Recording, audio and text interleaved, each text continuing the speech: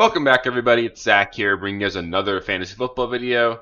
In this one, I'll be going over my starts and sits for week 5. So we're, just over a quarter of the way through the season here. We're into bye weeks. It's going to be really difficult to make sure we get our lineup set the best way possible going forward, because we're obviously not going to be at full strength on most weeks, and it makes all these start-sit decisions even more important. So I'm going to go over the first half of the games. We got 4 teams on bye this week, so I'll go over 7 games in this video, 7 games in the next video, so stay tuned for that one. That one normally comes out either Friday night or Saturday morning. And then, of course, if you guys do end up with any specific start-sit questions, just let me know in the comments. I love interacting with you guys there. It's part of what makes this really fun for me, and yeah, hopefully you guys enjoy. Let's just get into it. Kicking things off with Thursday Night Football, we got the 49ers at the Rams. The Niners are banged up like crazy in this one. You're going to have Mac Jones. It sounds like both Juwan Jennings and Ricky Pearsall are going to be inactive. Of course, you don't have Ayuk or Kittle, so the Niners really don't have any skill position players outside of Christian McCaffrey. He's basically the only one I want to play in this one. If you were super desperate, you could look at somebody like Jake Tonjes. I generally hate playing those like deep league streaming options on Thursdays because it just feels like you're setting yourself up for a goose going into the weekend. So I don't really want to do that, but if you have to, you could. You're giving yourself more information early in the week, so it's not the worst decision. If you had to play a receiver here, I think it would probably be Demarcus Robinson, but he didn't really play a full lot of snaps last week. I don't love that. I think I'm sticking with just Christian McCaffrey for the Niners. And then the Rams, they're easy. You're playing Puka, Kyren, and Adams, and then that's pretty much it. I don't want to get cute with Stafford or Atwell. It's just going to be those 3, and they'll all 3 be great for you probably.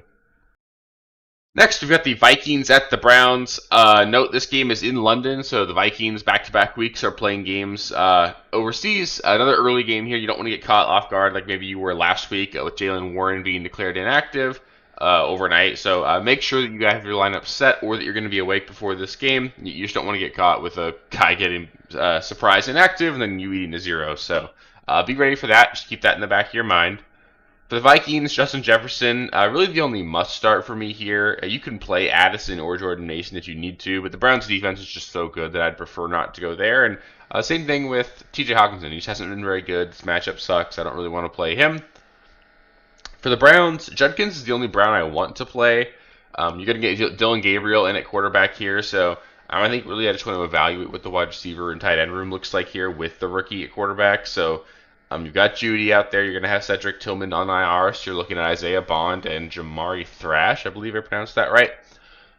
So Judy's the receiver you want to play if you have to play them. But again, I don't really want to play any of those guys. I do think Isaiah Bond is going to get more and more involved, so he's at least interesting to keep an eye on. And then Harold Fannin, just usage is trending up relative to David Njoku, so keep an eye on him. I do have one league where I have him and Tucker Kraft. I'm probably going to have to just play him this week, but I don't feel good about it, and I think you can probably do better in general. Next, we got the Cowboys at the Jets. For the Cowboys, Javonte, Pickens, and Ferguson, they're all must-starts. This Jets defense is not very good at all. They've been horrendous all year long, and those 3 guys are all super necessary to this Cowboys offense. If you want to stream Dak, you can do that as well. There are definitely worse options. He's playing really great football right now, so I trust him in a decent amount. For the Jets, Justin Fields, Garrett Wilson, and Breece Hall are all probably must-starts. Again, this is another great matchup. You've got a horrendous defense on the other side of the ball for Dallas. So those 3 guys are guys I feel really good about. If you want to play Mason Taylor as like a deep league streaming option, he's available to you. I'd prefer not to because we only really seen it for 1 week last week. But if you had to go there, you could do worse than Mason Taylor in this one.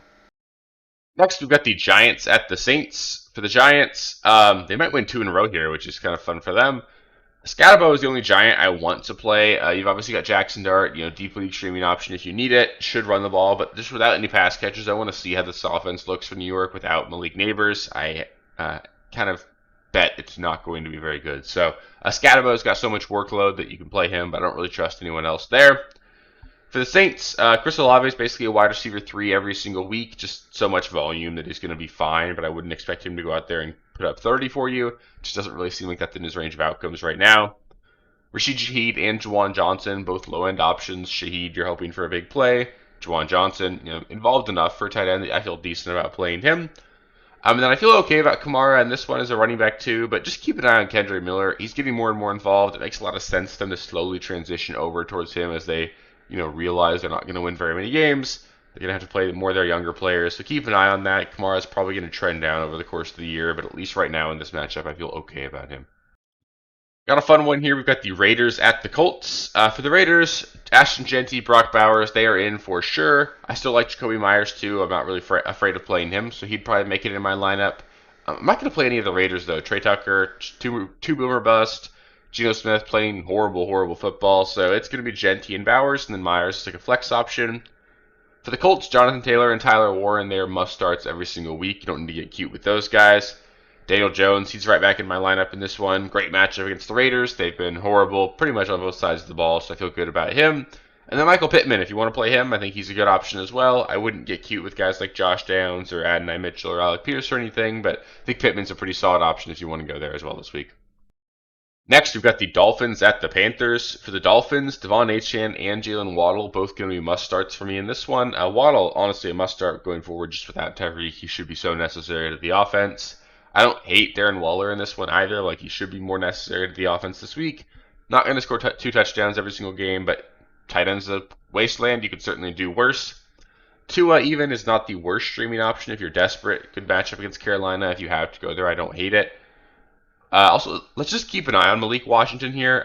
It'll be interesting to see how the wide receiver room shakes out. Someone's got to get more targets without Tyreek there. Maybe Malik Washington becomes like a flex viable asset going forward.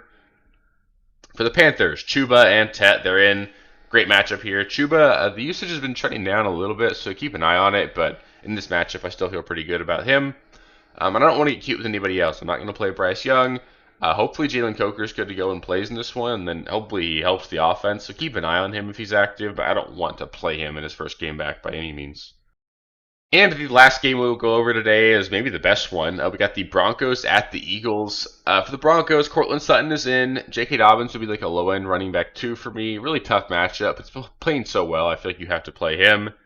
R.J. Harvey, like a decent flex option, just a bit of a tier below J.K. Dobbins because the usage isn't quite there, but also possible that this is a game where they're trailing and have to throw the ball, and then R.J. Harvey could easily just rack up like 5 or 6 catches, so you could play him if you want to. I feel okay about Bo Nix as like a low-end quarterback option as well. Again, this Eagles defense is phenomenal, so it's tough to get super excited about that, but you could do a lot worse.